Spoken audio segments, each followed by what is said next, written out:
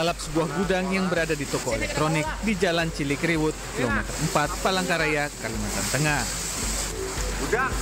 Api sulit dipadamkan karena banyak bahan yang mudah terbakar. Upaya pemadaman terkendala tingginya kobaran api yang berada di lantai atas toko. Bahkan sejumlah petugas damkar terpaksa dilarikan ke rumah sakit karena terluka dan pingsan akibat banyak asap. Setelah berjibaku sekitar 4 jam, tim damkar akhirnya berhasil menjinakkan api. Satu bagian matanya kena besi, sekarang dibawa ke rumah sakit Petang Pambelum, kondisi masih bisa ngomong. Yang satunya pingsan, kita nggak tahu pingsannya, tapi menurut ilmu saya dia adalah karena karbon dioksida. Jadi 2 orang, Pak ya? 2 orang yang itu petugas apa, Pak? Petugas apa itu, Pak? Petugas damkar semuanya. Meski tidak ada korban jiwa dalam peristiwa ini, namun kerugian ditaksir mencapai miliaran rupiah. Palangkaraya, Kalimantan Tengah, Ade Sata, Anyus melaporkan.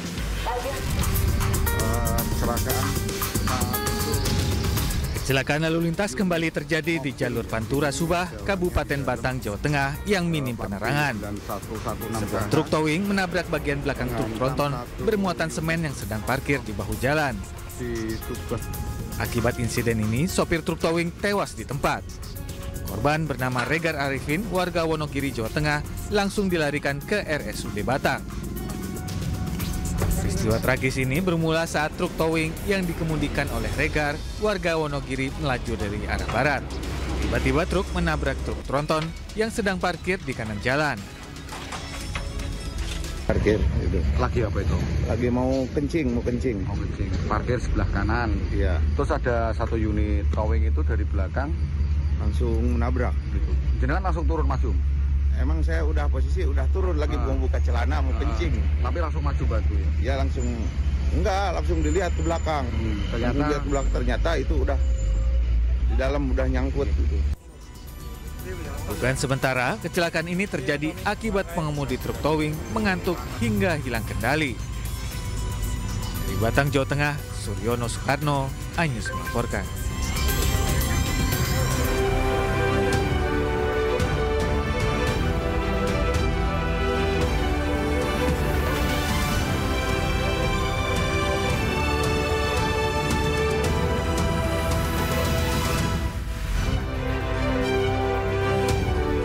Tabrakan beruntun 2 truk, 1 bus, dan 3 sepeda motor di Jalan Raya Cianjur Cipanas mengakibatkan 1 tewas.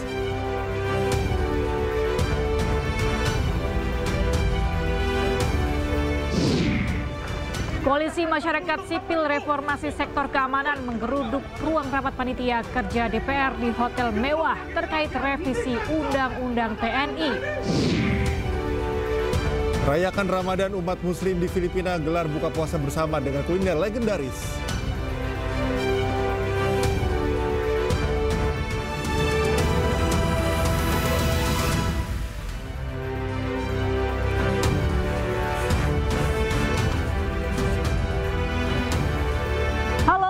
Pemirsa News Pagi kembali hadir melengkapi informasi Anda pagi hari ini. Selain 3 berita utama tadi, sejumlah informasi menarik lainnya juga telah kami siapkan untuk Anda bersama saya, Cika Mutazam. Dan saya Galuh Pandu, inilah News Pagi selengkapnya.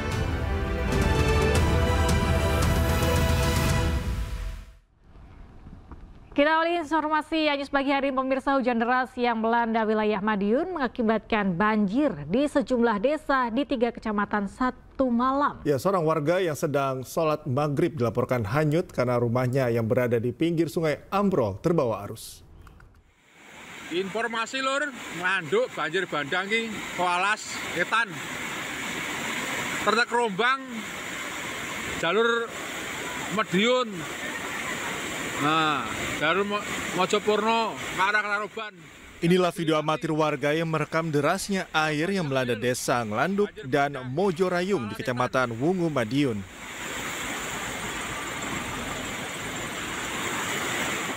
Hujan deras yang terjadi sejak Sabtu sore membuat sejumlah desa di Kecamatan Wungu, Wonoasri, dan Dagangan dilanda banjir saat warga akan melaksanakan sholat tarawih. Laporkan kembali untuk situasi sekitar Buk, Malang. Air mengarah ke masuk Jalan Pilang Muda. Luapan air sungai tak hanya masuk ke rumah warga, namun hingga ke jalan raya penghubung antar desa dan kecamatan. Bahkan di desa Dagangan, kecamatan Dagangan, rumah seorang warga yang berada di pinggir sungai ambrol. Bahkan pemilik rumah yang sedang melaksanakan sholat maghrib usai berbuka puasa hanyut bersama sebagian bangunan rumahnya. Proses pencarian terhadap korban pun terkendala kondisi derasnya arus air serta keadaan gelap di sekitar lokasi kejadian.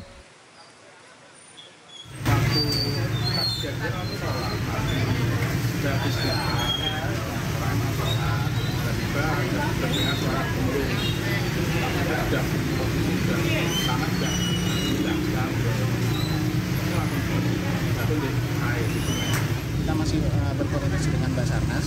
Kita mungkin tidak memungkinkan pencarian pada malam hari ini karena kondisi arus di Sungai Berangkan ini cukup deras. Tapi beberapa tim tadi di BPBD sudah mencoba mencegati di hulu, karena ini aliran ini nanti alirannya jatuhnya ke Sungai Catur ya. Tim BPBD terus berupaya melakukan pencarian korban dan mengevakuasi warga ke lokasi yang lebih aman. Dari Madiun, Jawa Timur, Arif Wahyu Effendi, iNews melaporkan.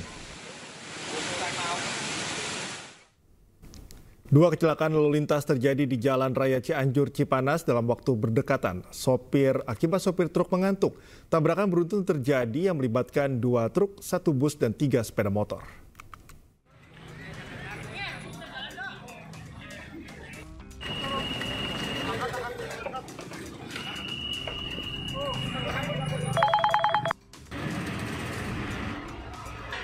Dua kecelakaan lalu lintas terjadi di Jalan Raya Cianjur Cipanas dalam waktu berdekatan.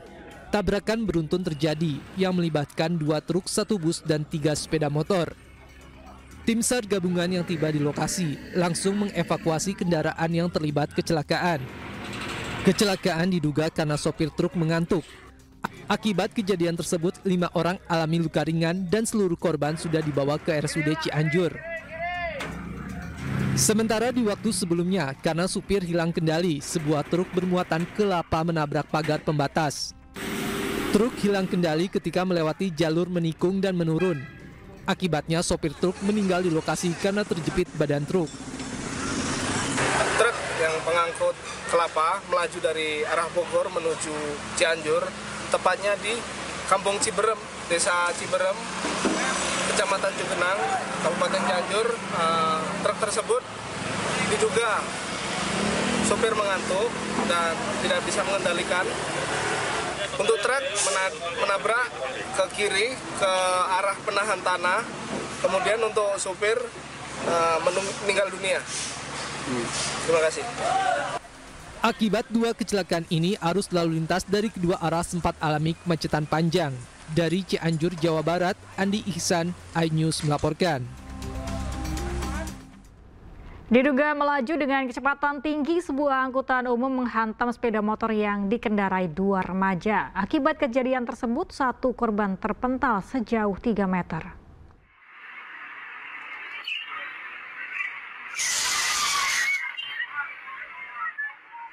Inilah rekaman kamera pengawas saat terjadi kecelakaan yang melibatkan angkutan perkotaan dan sepeda motor yang dikendarai oleh 2 remaja di Jalan Raya Cilengsi Jonggol, Kecamatan Cilengsi, Kabupaten Bogor, Jawa Barat. Diduga sopir angkot yang melaju dari arah Jonggol ke arah Cilengsi melaju cukup kencang hingga menabrak sepeda motor. Bahkan salah satu korban terpental sejauh 3 meter, sementara 1 korban lainnya terjepit pada bagian depan mobil. Korban yang mengalami luka-luka langsung dievakuasi warga sekitar ke rumah sakit terdekat untuk mendapatkan perawatan medis. Sementara itu, kasus kecelakaan ini tengah ditangani unit Gakum Satlantas Polres Bogor. Wah, goler kabeh. Koduan. Sempat kepental. Kepental. Oh. Di jalur tuh ke Anda. Oh, kepental jauh tuh. Jauh, Pak. Di Jakele. Seluruh kendaraan yang terlibat kecelakaan serta sopir angkot dibawa ke kantor unit Gakum Satlantas Polres Bogor guna pemeriksaan dan penyelidikan lebih lanjut. Dari Kabupaten Bogor, Jawa Barat, Cahyat Supriyatna, iNews melaporkan. Seorang anggota polisi yang sedang mengawal kendaraan mewah diduga menendang seorang pemotor hingga tersungkur di saluran air di kawasan wisata Puncak Cisarua Bogor. Kejadian ini direkam warga sekitar hingga viral. Bikin video. Itu polisi Bikin video. arogan. Kenapa dia? Bikin video.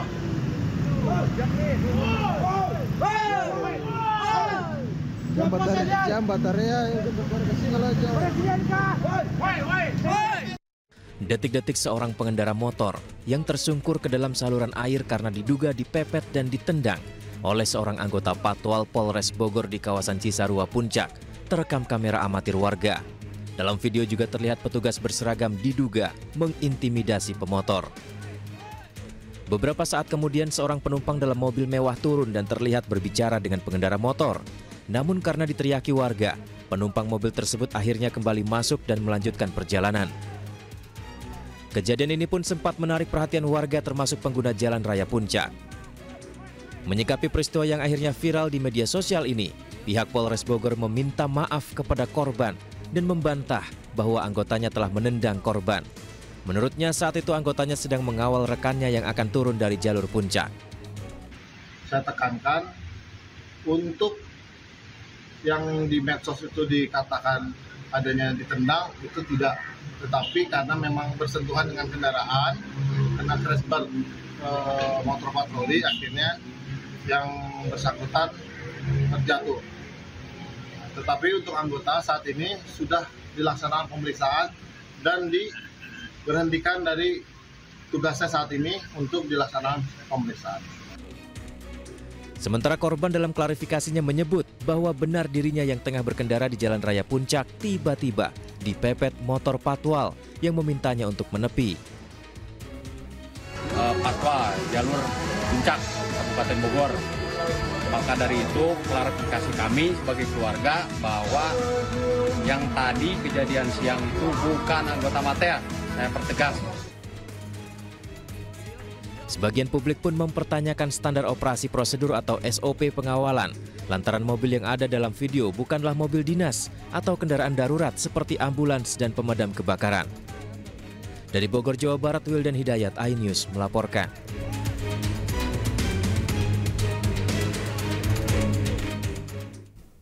Polisi terus menyelidiki identitas kerangka manusia di dalam mobil yang terparkir di asrama polisi Polsek Ujung Pangkah, Gresik.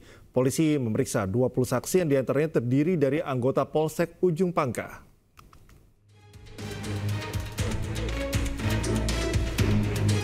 Misteri tengkorak dalam mobil yang terparkir di asrama polisi Polsek Ujung Pangkah, Gresik belum terungkap.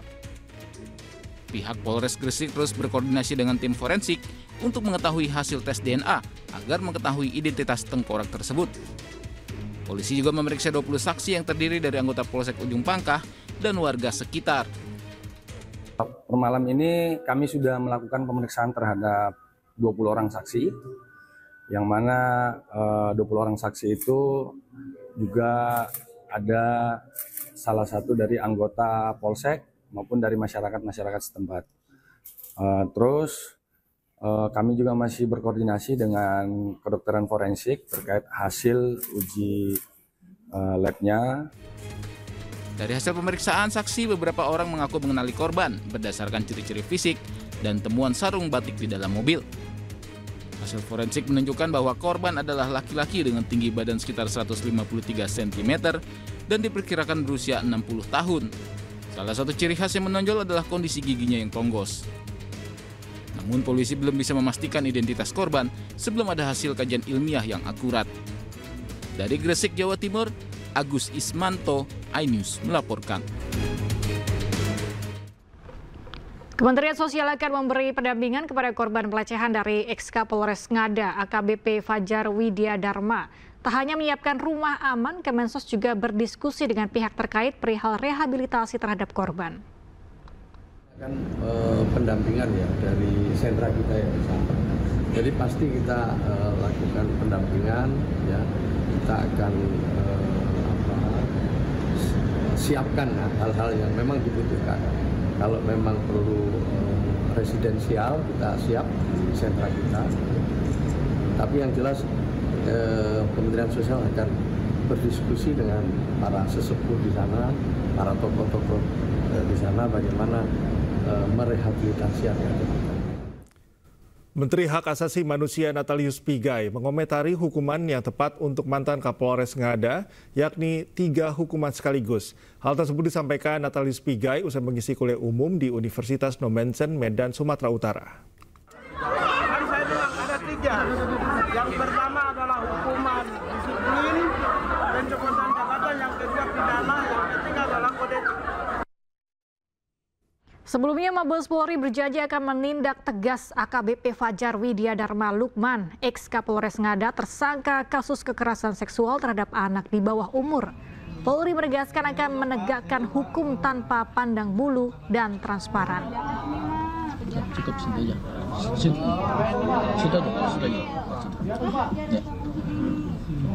Inilah AKBP Fajar Widya Dharma Lukman yang sebelumnya menjabat sebagai Kapolres Ngada dan sekarang dinyatakan sebagai tersangka kekerasan seksual.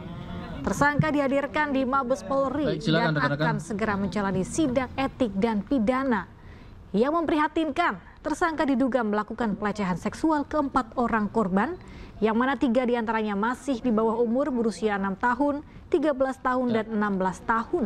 Sementara 1 korban lain berusia 20 tahun. Selain diduga melakukan pelecehan seksual dengan korban anak, tersangka diduga menggunakan narkoba dan merekam serta menyebarkan kegiatan asusilanya tersebut. Polisi telah melakukan pemeriksaan terhadap 16 orang saksi dari peristiwa ini.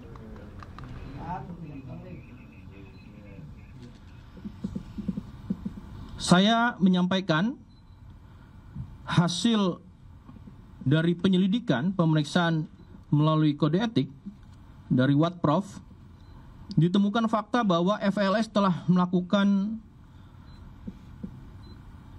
pelecehan seksual dengan anak di bawah umur sebanyak 3 orang dan 1 orang usia dewasa. Antara lain, saya akan menyebutkan anak 1, anak 2, dan anak 3. Ya, anak 1 usia 6 tahun, anak 2 usia 13 tahun, anak 3 usia 16 tahun, dan anak, orang dewasa dengan inisial SHDR usia 20 tahun. Sehingga ini bisa diketahui pada konteks sebagai anak dan orang dewasanya. Kemudian tanggal 24 Februari 2025 ini sudah dilakukan penanganan perkaranya oleh Divpropam dan telah ditempatkan secara penempatan khusus. Nanti akan dijelaskan sejak kapan sampai dengan kapan oleh Karwatprof dan langkah-langkah yang telah dilakukan, yaitu pemeriksaan korban dan saksi-saksi. Saksi yang sudah dilakukan pemeriksaan sebanyak 16 orang.